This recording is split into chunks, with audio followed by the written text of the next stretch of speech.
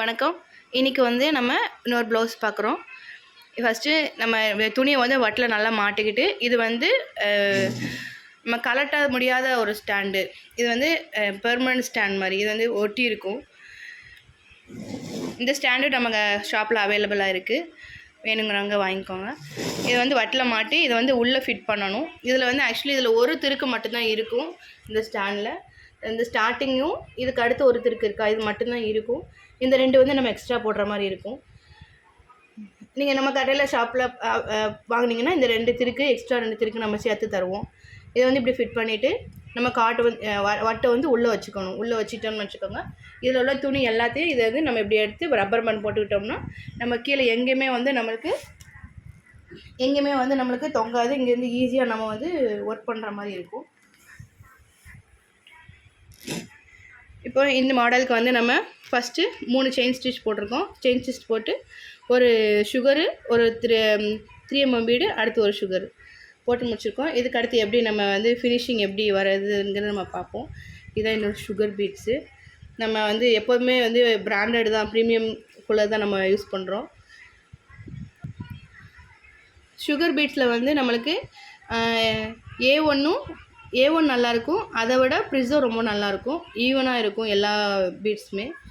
A1 கொஞ்சம் நல்லாயிருக்கும். A* வந்து கொஞ்சம் பரவாயில்லாமல் இருக்கும், அன்ஈவனாக இருக்கிற மாதிரி இருக்கும். பட் அது பிகினர்ஸ்க்கு வந்து அது வந்து ரொம்ப ஈஸியாக இருக்கும். ஏன்னா அது வந்து கொஞ்சம் பெரிய பெரிய ஹோல் இருக்கிறனால நம்ம வந்து துலிப் நீடில் யூஸ் பண்ணுறோமா, இது வந்து ஈஸியாக இருக்கும் நம்மளுக்கு. ஏன்னா நமக்கு இதில் வந்து இந்த நம்பர் சைடு பேக் சைடும் இந்த எழுத்து சைடு நம்மக்கிட்ட இருக்கிற மாதிரி நம்ம சொல்லிக் கொடுப்போம்.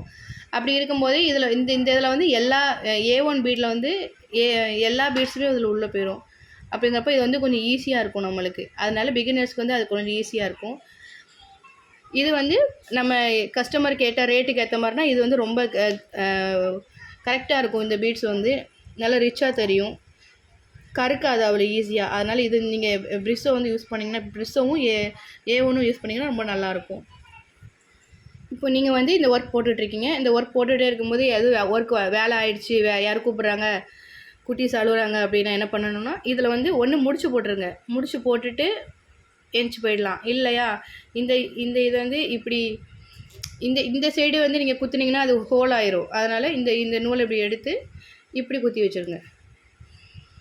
குத்தி வச்சுட்டிங்கன்னா இது வந்து நீங்கள் எவ்வளோ தான் கீழே வந்து எவ்வளோ தான் இது இழுத்தாலும் இது வந்து வராது.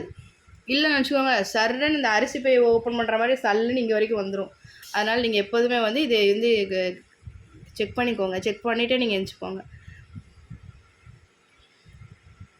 இப்போ ஃபினிஷிங் டச் வந்து நம்ம அடுத்த வீடியோவில் பார்ப்போம்.